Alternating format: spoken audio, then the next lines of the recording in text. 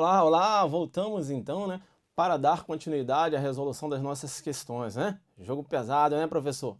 Eu disse que o jogo seria duro. Beleza? Vamos então dando continuidade, próxima questão na tela! Na tela, próxima questão na tela. Vamos lá. O princípio da adequação social serve de parâmetro ao legislador, que deve buscar afastar a tipificação criminal de condutas consideradas socialmente adequadas.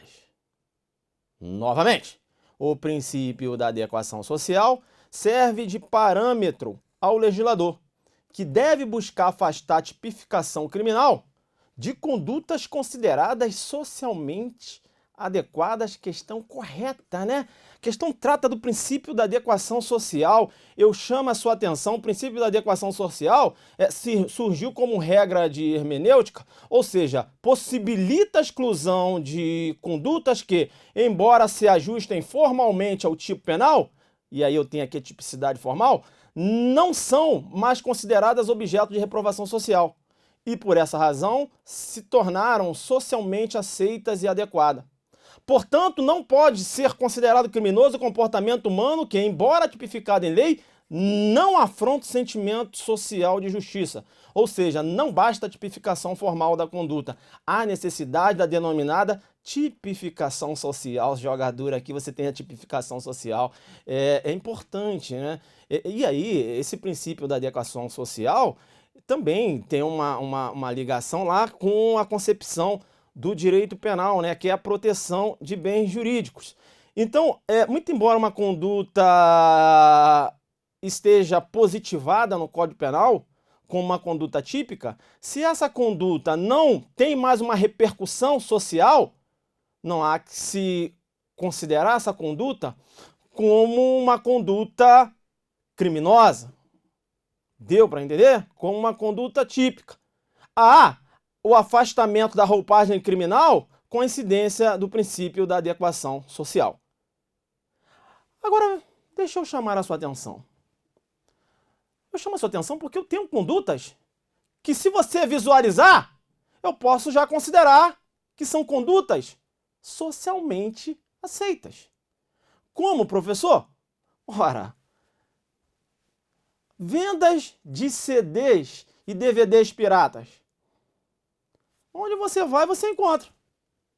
E você passa do lado. Tem gente que até compra. Já é uma conduta que a sociedade já entende como uma conduta aceita. Não há uma visão de repugnância em relação a essa conduta. Será que, considerando o princípio da adequação social, eu posso considerar essa conduta atípica? É a pergunta que se faz. Ora, se você aplicar o princípio da adequação social, chega-se à inteligência, né, que se essa conduta não tem mais uma repercussão social, chega-se à conclusão de que essa conduta perdeu o seu revestimento de conduta com a roupagem criminosa. Essa é a conclusão que você chega. Porém, não é o que entende o STJ. E digo mais, tanto o STJ como o STF têm uma certa cautela em relação a essa aplicação do princípio da adequação social. Inclusive, no que se refere aí, né, fazendo alusão a vendas de CDs e DVDs piratas, eu tenho posicionamento do STJ, que o CESP, inclusive, já cobrou na prova de delegado. Vem comigo na tela. Vem comigo na tela porque, veja, princípio da legalidade e princípio da adequação social. Fiz aqui uma contraposição. Eu chamo a sua atenção, porque na súmula 502 o STJ entendeu o seguinte: presentes a materialidade e a autoria, afigura-se atípica afigura-se típica em relação ao crime previsto no artigo 184, parágrafo 2º, a conduta de expor à venda CDs e DVDs piratas. O STJ entende que, muito embora seja uma conduta que aparentemente já tem uma aceitação social, o STJ entende que não há que se falar em atipicidade, o STJ entende que não há que se falar em aplicação do princípio da adequação social em relação à conduta de expor à venda CDs e DVDs piratas. Para o STJ, configura figura atípica e, por isso, o STJ externou o julgado, externou a sua concepção na súmula 502. Tranquilo? De igual modo, em relação à contravenção penal do jogo do bicho, eu posso chegar a essa conclusão também. Por quê? Porque eu tenho a súmula 51, que menciona a punição do intermediador no jogo do bicho, independe da identificação do apostador ou do banqueiro. Ou seja, o STJ entendendo que a contravenção penal do jogo do bicho não foi afastada com o princípio da adequação social, muito embora seja uma conduta, né, que você já visualiza aqui comigo, né, já tem até uma certa tradição, né, de pontos de jogo do bicho, a sociedade passa por ali, não se sente incomodado, inclusive até realiza uma aposta, não é isso? Olha aí. Então fica esperto, né? Então tem que ficar ligado aí, porque o jogo do bicho continua sendo contravenção penal, não há que se falar em aplicação do princípio da adequação social. Uma pergunta boa que o SESP pode fazer na sua prova. Essa venda de CDs e DVDs piratas, o SESP com frequência faz esses questionamentos em provas. Inclusive fez agora na prova de delegado da Polícia Civil, delegado da Polícia Federal. Beleza? Tranquilo, vem comigo na tela. Vem comigo na tela. Então, tá, eu considerei a questão correta, né? O SESP também considerou a questão correta. Tranquilo, mas eu estou aqui, aqui eu fiz um alerta em relação a esses julgados aqui. Tá? Ou seja, o STF e o STJ não admite a banalização da aplicação do princípio da adequação social. Beleza? Então, o STF e o STJ visualizam esse princípio, a aplicação desse princípio, com muita cautela. Joguei duro? Joguei duro, né? Eu sigo, então, para a questão de número 5. Tá. O princípio da responsabilidade pessoal impede que os familiares do condenado sofram os efeitos da condenação de ressarcimento de dano causado pela prática do crime. Questão errada, né? A questão errada, quando eu trato lá do princípio da responsabilidade pessoal, também denominado princípio da intranscendência, né? Intranscendência, princípio da personalidade, está positivado aqui no artigo 5º, né? Aqui no artigo 5º. Veja aqui no bojo do artigo 5º menciona a Constituição Federal. Nenhuma pena passará da pessoa do condenado, podendo a obrigação de reparar o dano e a decretação do perdimento de bens ser nos termos da lei, estendido aos sucessores e contra eles executadas até o limite do valor do patrimônio transferido. Esse aqui é o princípio da responsabilidade pessoal, também chamado de intranscendência, e princípio da personalidade. Eu vou chamar a sua atenção para a pegadinha. Eu vou chamar a sua atenção para a pegadinha porque o examinador, ele adora chamar o princípio da responsabilidade pessoal de princípio da individualização da pena. E por que ele faz isso? Ele lança a mão da redação.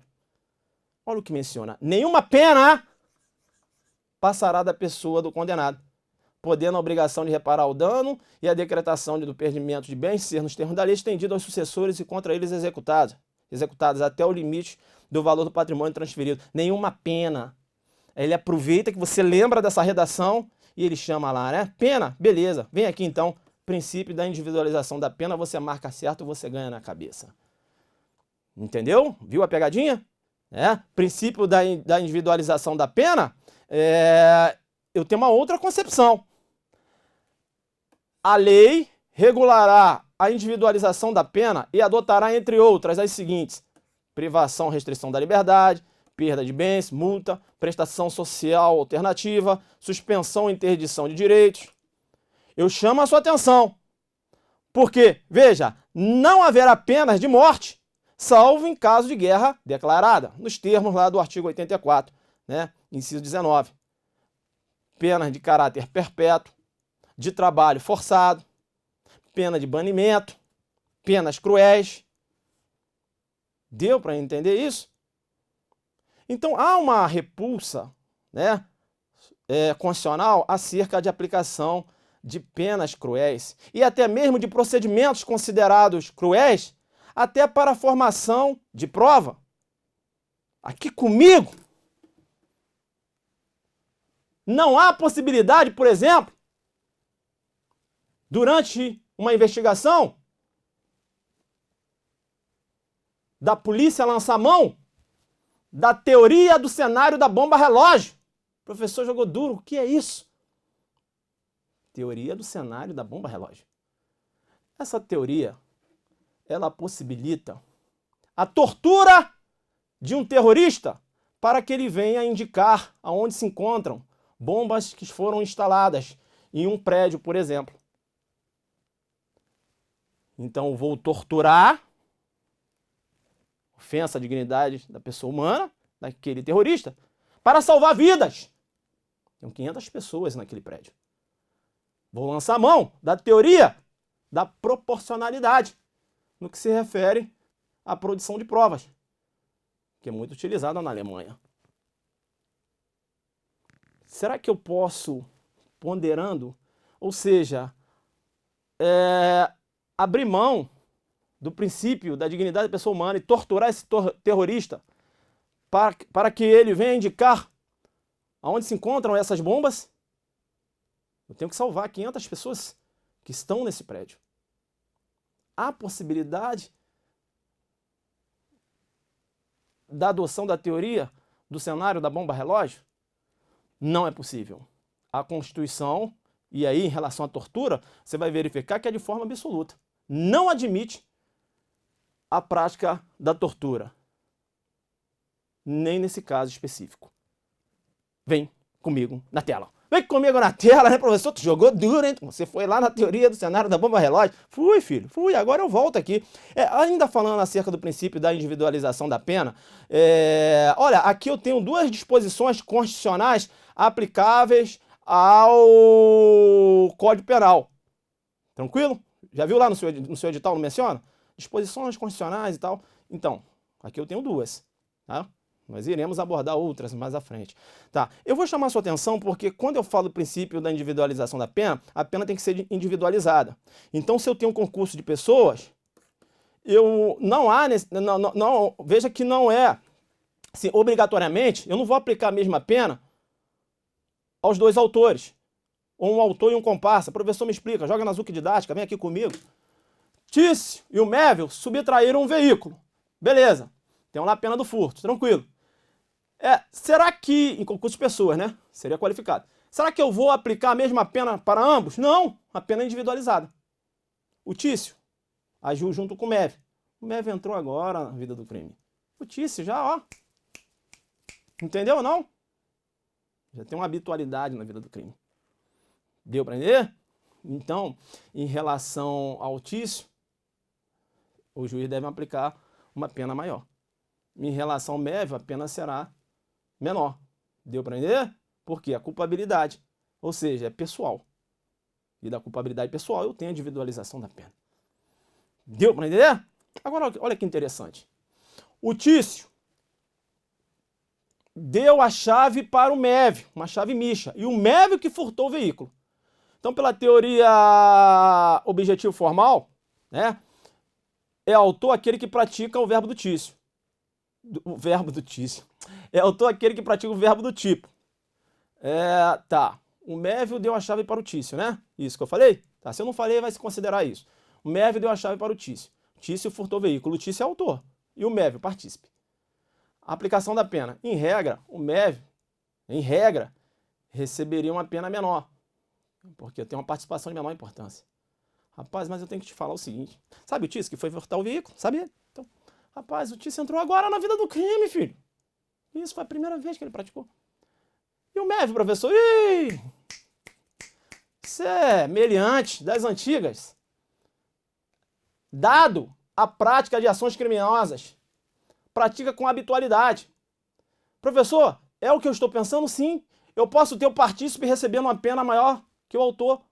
Como, professor? Artigo 29, que trata lá do concurso de pessoas, adoção da teoria monística unitária. Joga pesado, vem comigo na tela. Aqui o que menciona o 29.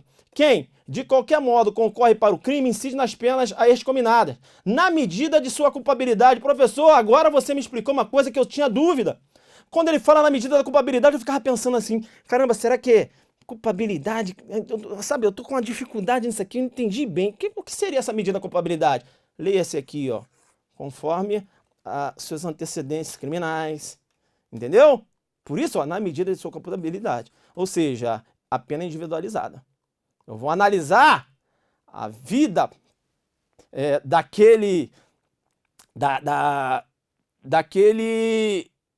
daquelas pessoas que estão envolvidas no delito. Sobretudo, sobretudo, a vida criminal dele, né?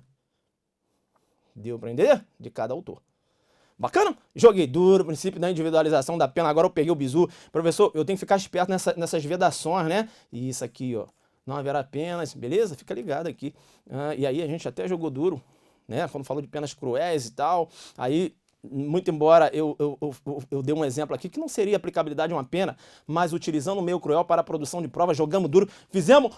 Acabamos aqui um link, né? Fizemos um link lá na teoria do cenário da bomba relógio. Voltei para cá porque a pegada é essa. Tem basicão não. Beleza? Tranquilo? Respirou? Professor, vai, segue. Vamos lá então para a questão de número 6. Vamos para a questão de número 6, né? Vamos para a questão de número 6. Vamos lá. Questão de número 6. Conforme o entendimento doutrinário dominante relativamente ao princípio da intervenção mínima, olha, isso aqui vai cair. CESP adora. O direito penal somente deve ser aplicado quando as demais esferas do controle não se revelarem eficazes para garantir a paz social. Decorre de tal princípio. Qual princípio? Esse aqui, o princípio da intervenção mínima. A fragmentariedade e o caráter subsidiário do direito penal, questão corretíssima. Professor, mas esse princípio não seria o princípio da subsidiariedade? Olha, filho, na verdade, o princípio da intervenção mínima,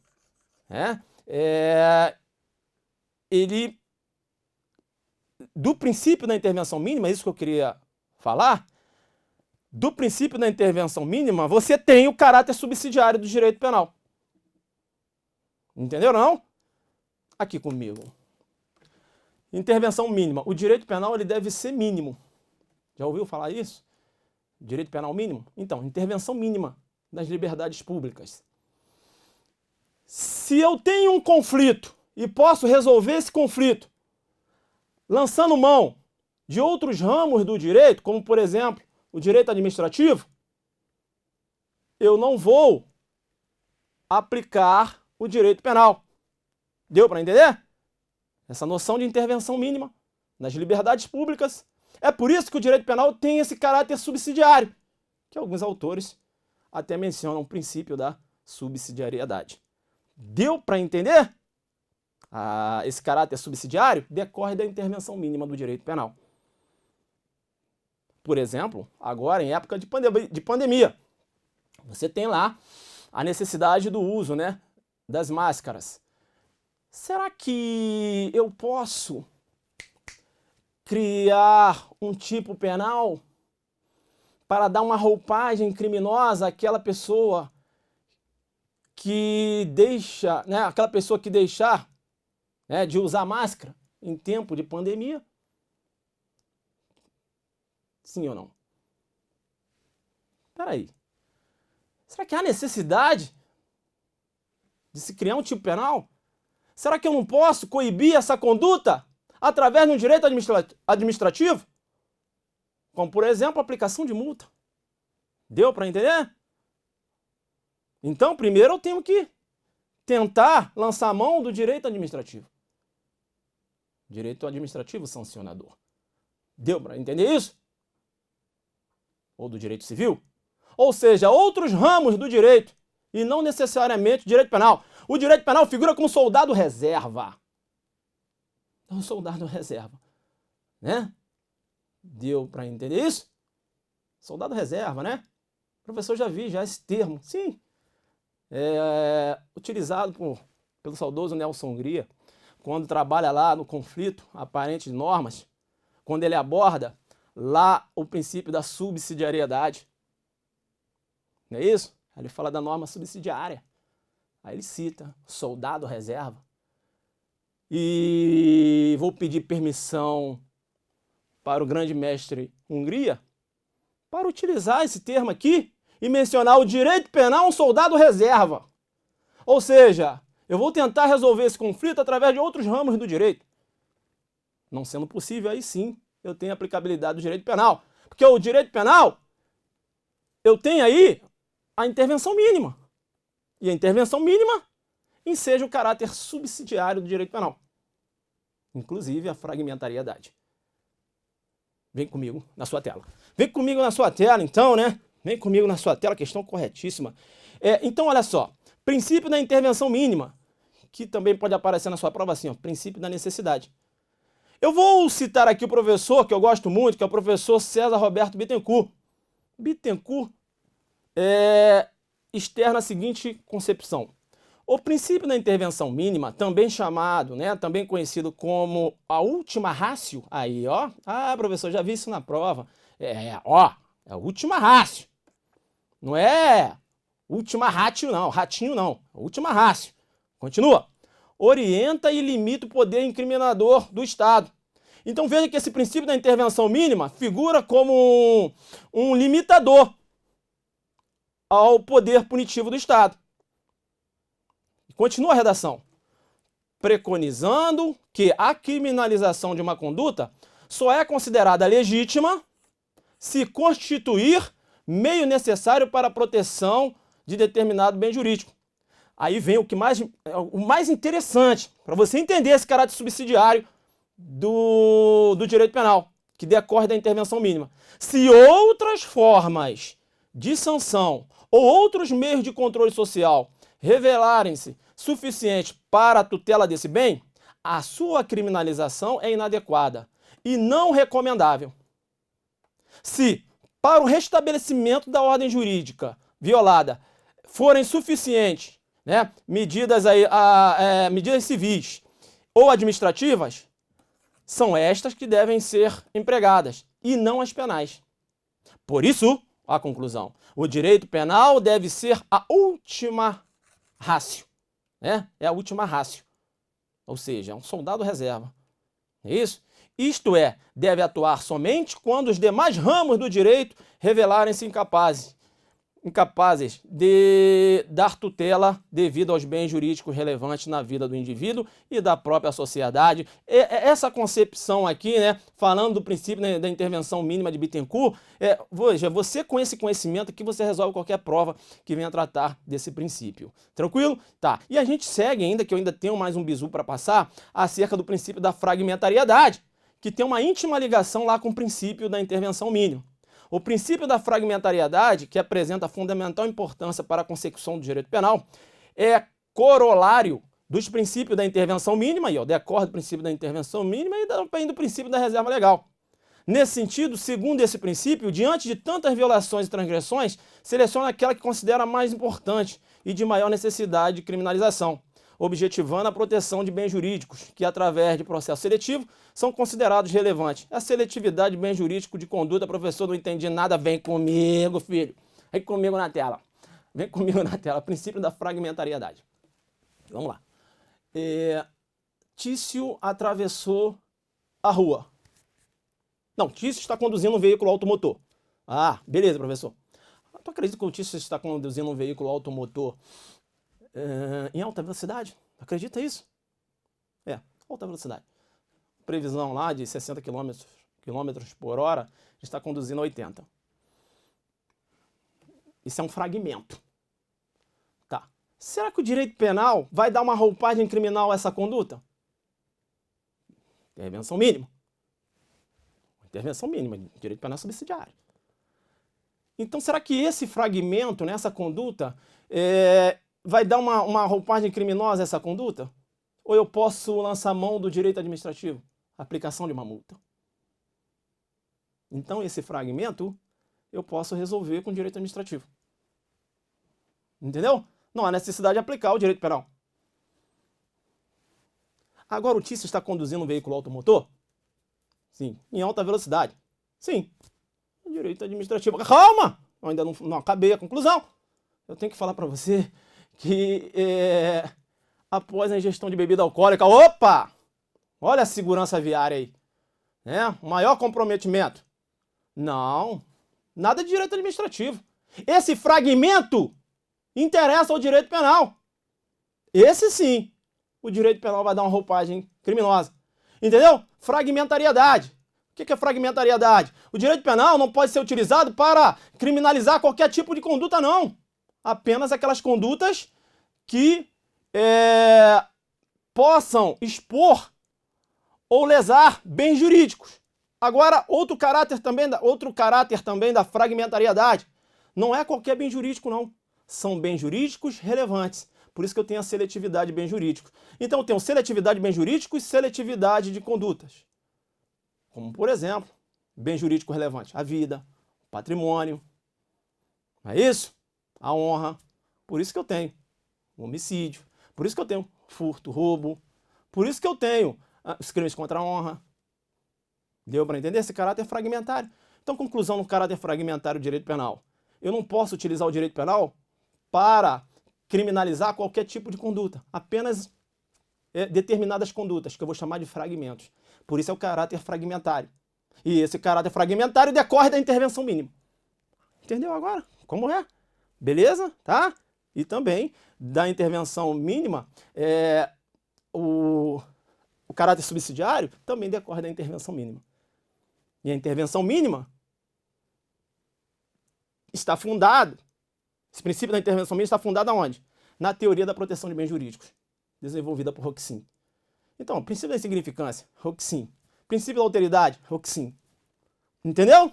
Roxin que essa concepção, olha, eu só posso ter legitimidade em relação à aplicação do direito penal se eu tenho bens jurídicos considerados relevantes que estão sendo expostos a um perigo mediante a conduta de um agente ou bens jurídicos que acabaram sendo, que sofreram lesão, né? Mediante a conduta de um agente. Deu para, pelo menos, para ter uma noção? Entendeu? Aqui em exercício, mas a pegada é firme. Vem comigo na tela. Vem comigo na tela. Então aqui, olha, fica ligado que o SESP pode cobrar aqui o direito penal mínimo. Então eu já te dei essa visão. O que seria um direito penal mínimo? É essa intervenção mínima do direito penal, tá? Que se contrapõe ao direito penal máximo. Direito penal expansivo, que é a mesma coisa que direito penal máximo. Hipertrofia do direito penal, professor, pelo amor de Deus, me explica. Direito penal máximo, direito penal expansivo e hipertrofia do direito penal eu entendi. Esse do direito penal mínimo eu já até entendi. Agora chama na Zuc Didática. Eu vou te chamar na Zuc Didática para dizer o seguinte. Vem aqui comigo. Direito penal máximo é uma concepção contrária ao direito penal mínimo. Direito penal máximo, eu não falo de fragmentariedade, porque o direito penal vai ser utilizado para criminalizar qualquer tipo de conduta. Inclusive essa daí, do cara ter conduzido veículo automotor com velocidade excessiva. Não, direito penal nele. Entendeu? É a hipertrofia do direito penal. É o direito penal máximo. Eu uso o direito penal para punir o agente por ter praticado uma conduta que eu poderia lançar mão do direito administrativo. Então veja, você chega à conclusão. Quando eu falo de direito penal máximo, eu não posso falar de intervenção mínima no direito penal. Quando eu falo de direito penal máximo, eu não posso falar do caráter subsidiário do direito penal. Quando eu falo de direito penal máximo, eu não posso falar de fragmentariedade. Direito penal máximo se contrapõe ao direito penal mínimo. Quando eu falo de direito penal do inimigo, desenhado por Jacobs, eu estou na concepção de direito penal máximo. Hipertrofia do direito penal. Direito penal expansivo. Vem comigo na tela. Vem comigo na tela. Vem comigo na tela. Tá, muito embora eu venha aí falar do direito penal mínimo, e eu falo que o direito penal, a intervenção ela deve ser mínima, fica esperto. Essa intervenção deve ser mínima? Sim, mas eu também não posso deixar bens jurídicos sem proteção. Bens jurídicos considerados relevantes. Aqui comigo. Aqui comigo. Ah, o direito penal, ele deve ser mínimo, né? Intervenção mínima no direito penal. O professor falou. E é muito interessante, porque ele falou o seguinte: se eu posso lançar mão do direito administrativo, ou até mesmo direito civil, eu não vou usar o direito penal, porque o direito penal tem um caráter subsidiário. E aí ele explicou, né, a questão da fragmentariedade. Eu sempre estudei isso, mas eu nunca, né, assim, faltava esses links, né? Que agora eu estou indo para a prova com essa concepção. Agora deixa eu pensar uma coisa aqui. Direito penal mínimo. Mas será que eu poderia lançar mão do direito administrativo para sancionar aquele que pratica um homicídio? Olha aí. E aí? O direito penal não é subsidiário? Veja que não há que se falar em lançar mão do direito administrativo. Por quê? Porque essa conduta é uma conduta altamente repugnante, filho. Tem que criminalizar esse fragmento. Olha aí, fragmentariedade. Tem que criminalizar esse fragmento. Esse fragmento, que é uma conduta. Tá, com essa concepção, se eu entender que eu posso lançar mão do direito administrativo, há uma deficiência na proteção do bem jurídico vida. Entendeu? Então, eu posso ter o direito penal mínimo? Sim, mas eu não posso ofender o princípio da vedação da proteção deficiente. Deu para entender isso? Tá? O direito penal mínimo, mas eu tenho que ter uma harmonia. Porque eu não posso aplicar uma pena de multa àquele que ceifou a vida de outrem. Deu para entender isso? Ofenderia aí o princípio da vedação da proteção deficiente. Joguei duro com você, vem comigo na tela. Essa é a pegada, Vamos para a questão de número 7. João cometeu crime permanente, que teve início em fevereiro de 2011. E fim, né, em dezembro desse mesmo ano. Então, início aqui, fevereiro de 2011. E essa permanência, ela chegou ao seu término em dezembro do mesmo ano. Em novembro de 2011, ou seja, antes da cessação da permanência, houve alteração legislativa que agravou a pena do crime por ele cometido. A lei posterior mais grave, mas ela foi publicada antes da cessação da permanência. Vamos continuar. Nessa situação, deve ser aplicada a lei que prevê a pena mais benéfica em atenção ao princípio da irretroatividade da lei penal mais gravosa. Questão errada, né? Questão errada, aqui eu tenho a inteligência da súmula 711 do STF. A lei penal mais grave aplica-se ao crime continuado ou ao crime permanente, se a sua vigência é anterior à cessação da continuidade ou da permanência. E na questão a gente verificou que a lei entrou em vigência antes da cessação da permanência. Súmula 711. Será aplicada a lei penal mais grave, ainda que a lei anterior seja benéfica. Eu vou aplicar a lei penal mais grave com fundamento na súmula 711. Agora, esse é o básico. Agora vem para o jogo duro. Eu chamo a sua atenção. Eu chamo a sua atenção e digo, cuidado com a pegadinha. Cuidado com a pegadinha por quê? Lei penal benéfica posterior em sede de crime permanente. Professor, não entendi. Aqui comigo. Tá, súmula 711. Vamos lá. Porte de arma de fogo. A Altícia estava portando uma arma de fogo. Beleza? Tranquilo. Aí tem lá a escala penal lá, vamos supor que seja uma porte de arma de fogo permitida. Eu tenho a escala penal lá na lei 10.826. Aí sai uma lei posterior. Sim, professor. Essa lei posterior sai uma lei posterior. Sim. Essa lei posterior é benéfica. Professor, em relação à lei que estava em vigência. E aí? Eu tenho um crime permanente, não tenho? Tenho. Vou aplicar a lei mais grave ou vou aplicar a lei posterior que é mais benéfica? Eu vou aplicar a súmula 711? Filho, aí vem a pegadinha. Cuidado. Sai do basicão. Qual é o basicão? Crime permanente, súmula 711. Isso é para básico. Isso é para básico. Isso aí é para quem não é adelante. Não é para quem joga duro. Não é para quem está conhecendo o que é um curso em exercício, o que é uma pegada violenta. É isso aí. Não é conversinha com aluno não, meu irmão. Não é propaganda não. A pegada é essa. Preparação para uma aula de qualidade, em respeito ao seu investimento. Sai do básico. Vem agora para o adelante, que o jogo é duro. O jogo é duro. Não basta que o crime seja permanente para a aplicação da súmula 711. Essa lei posterior tem que ser mais grave. Ah, professor, nesse caso aí, inverteu, né? É. A lei posterior é mais benéfica. Então, se eu tenho um crime permanente e eu tenho uma lei penal mais grave e saiu uma lei penal, mas essa lei penal é mais benéfica, eu vou aplicar a lei penal benéfica. Deixa a concorrência aplicar a súmula 711 e dançar como já dançaram. O CESP já aprontou uma questão dessa. Beleza? Súmula 711, se a lei posterior é mais grave.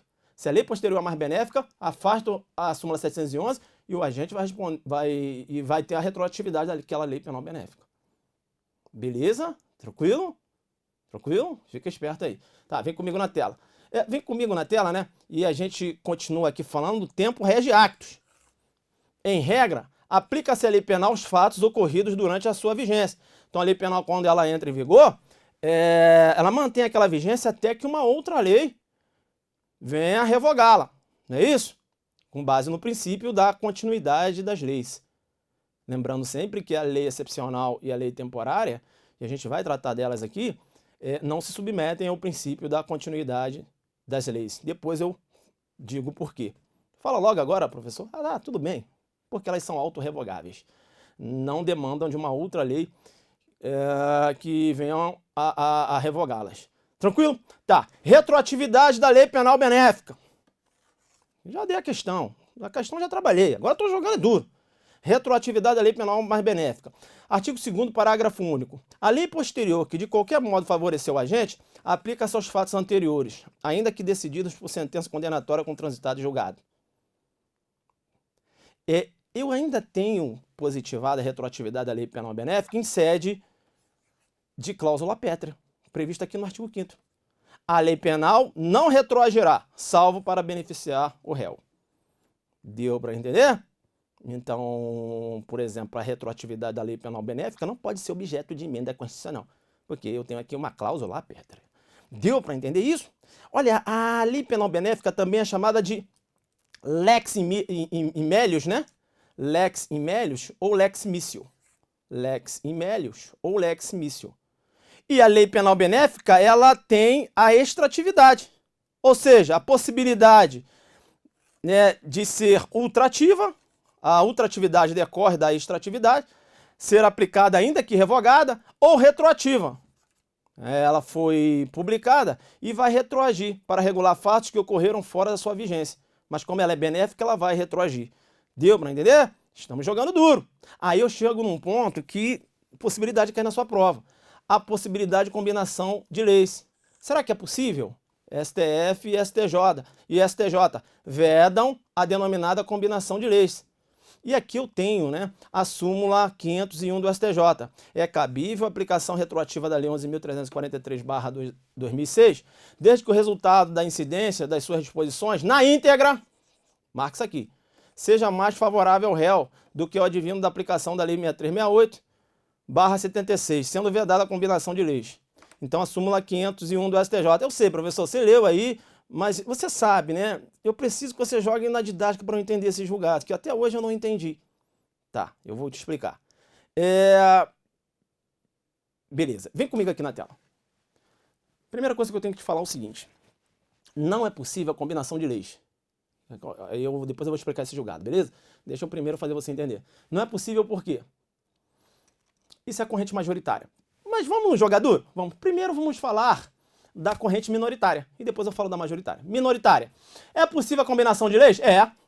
É por quê? Ora, a lei posterior que de qualquer modo beneficiar o agente, ela deve retroagir. Artigo 2º, parágrafo único menciona. E eu também tenho a Constituição Federal com essa pegada. E veja bem, o artigo 2º, parágrafo único menciona. Lei que de qualquer modo, filho, inclusive combinada, de qualquer modo. A Constituição e o artigo 2º, parágrafo único não mencionaram sendo vedada a combinação de leis. Não falou isso? Lei de qualquer modo. Então, quando falou de qualquer modo, É porque entendeu que eu posso combinar leis. Primeira corrente. A segunda corrente, que é a corrente da sua prova, fala, não é possível. Não é possível por quê? Porque quando o juiz combina leis, o juiz acaba criando uma terceira lei. E aí tem um nome. Entendeu? Que você fica lendo leque tertia, titia. Não. O juiz acaba criando uma terceira lei.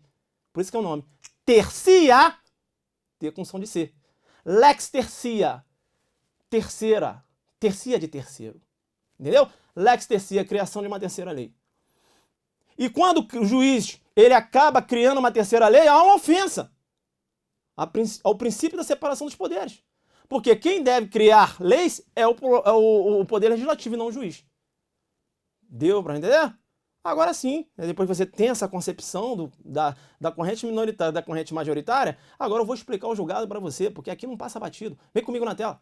Vem comigo na tela. Então, olha o que menciono de julgado. É cabível a aplicação retroativa da Lei 11.343/2006, desde que o resultado da incidência de suas disposições na íntegra seja mais favorável ao réu do que o advindo da aplicação da Lei 6368/76, sendo vedada a combinação de leis. Tranquilo. Vamos lá, então. Deixa eu explicar uma coisa para vocês aqui. Eu tinha a Lei 6368 e eu tinha aqui o artigo 12. Essa Lei 6368 era a lei que tratava lá dos entorpecentes, tá? Antes da Lei 11.343.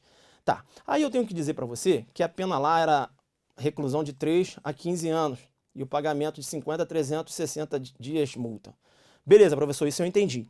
Tá. Aí saiu a Lei 11.343/06. É essa lei aí que você conhece, que você é mais novo. E aqui é muito interessante, deixa eu jogar duro com você. É muito interessante porque na delegacia, quando a gente realizava a prisão, né, de um traficante lá, aí eu perguntava para ele, você tem passagem? Tenho. Aí eu falei assim, aí eu falava assim, sim, mas qual o crime? Eu tenho 12. Aí os delegados que são mais novos, né, que tem uma pegada mais nova, aí o cara deve raciocinando assim, olha, 12, né, é a posse irregular de arma de fogo? Não, filhão, que ele tá falando que ele tem 12, ele tem tráfico. Aquele é da época aqui, da 6368, entendeu? Então quando ele fala assim, eu tenho 12, aí eu falava, isso é antigão, filho. É da época da 6368. Tá, então a pena lá na 6368 era de 3 a 15 anos. E o pagamento de 50 a 360 dias multa, beleza? Tá. Aí saiu a Lei 11.343. Aqui, se você for observar, eu tenho aqui, ó, os mesmos verbos, né, do tipo. Aí a pena, o legislador falou o seguinte, vamos aumentar a pena do tráfico, aí aumentou. A pena aqui é de 5 a 15 anos e o pagamento de 500 a 1.500 dias multa. Isso, aumentou a pena. Deu para você observar que aumentou a pena? Sim, mas aí o legislador falou assim, cara, eu vou aumentar a pena do tráfico, mas uma coisa está chamando muito minha atenção. Porque a lei ela é criada mediante uma política criminal, entendeu? Então, durante, né, os estudos em sede de política criminal, o legislador falou o seguinte, está chamando muito minha atenção. O que está chamando muito sua atenção, legislador? O traficante de primeira viagem. Porque o traficante de primeira viagem, lá na 6368/76, aquele traficante que é primário, bons antecedentes, que não se dedica à atividade criminosa e não integra a organização criminosa, esse traficante de primeira viagem, ele está respondendo aqui no 12 sem qualquer benefício. Nós temos que pensar em um benefício para esse traficante, porque é a primeira vez que ele está praticando o tráfico. Então eu vou fazer o seguinte, eu vou sim aumentar a pena do tráfico aqui com a minha nova legislação, mas eu vou fazer o seguinte, eu vou criar um privilégio, esse privilégio aqui, que é o tráfico privilegiado, né? E que inclusive agora na lei de execução penal menciona que o tráfico privilegiado não tem mais o caráter de... Não tem, né, o caráter de crime hediondo. O STF e o STJ já tinham essa pegada, mas agora eu tenho positivado isso lá na lei de execução penal. Tá, eu chamo a sua atenção e aí o legislador criou essa redução da pena aqui, ó. A pena vai ser reduzida de 1/6 a 2/3, né? Desde que o agente seja primário, de bons antecedentes, não se dedica às atividades criminosas e não integra a organização criminosa. Beleza. Aí eu sou advogado. Aí saiu a Lei 11.343. Aí eu olhei a lei e falei, caramba, aumentou a pena do tráfico. Caramba, meu cliente está lá, preso, né, respondendo o processo. Rapaz, mas meu cliente, primeira vez que ele traficou, Está respondendo lá uma pena lá no bojo da Lei 6368/76. Opa, peraí! Essa 11.343, ela aumentou a pena, mas olha o que ela criou aqui. Um benefício. Um benefício. Um benefício que se enquadra ao meu cliente. Então, eu vou fazer o seguinte. É um benefício. Ora, lei que de qualquer modo favoreceu a gente, deve retroagir. Que de qualquer modo. Ora, de qualquer modo eu vou querer só o parágrafo. Diz que é de qualquer modo. Então, eu vou associar o parágrafo com essa pena aqui. Entendeu? Ao STJ, não, filhão, não. Você quer retroagir a lei? Quero, STJ. Então, para o seu traficante privilegiado? Sim. Então, você vai ter que considerar a pena do 33. Ou seja, na íntegra. A pena do caput com o parágrafo 4º. E nada de combinar o parágrafo 4º com a pena do 12, considerando essa pena menor. Entendeu? Ao advogado, mas olha, STJ, menciona lá no artigo 2º parágrafo único, a lei que de qualquer modo, inclusive combinada, é o STJ, não há que se falar da possibilidade de combinação de leis.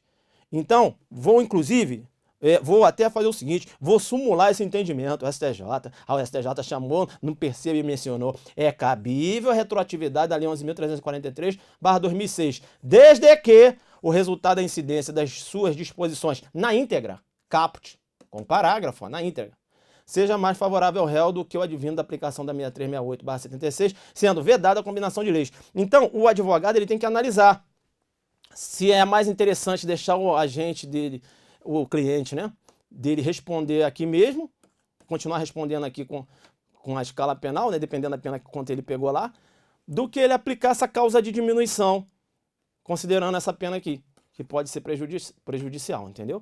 Então ele tem que analisar, foi isso que o STJ entendeu. Bacana? Tá. Antes mesmo, né? Calma, eu vou fechar, calma.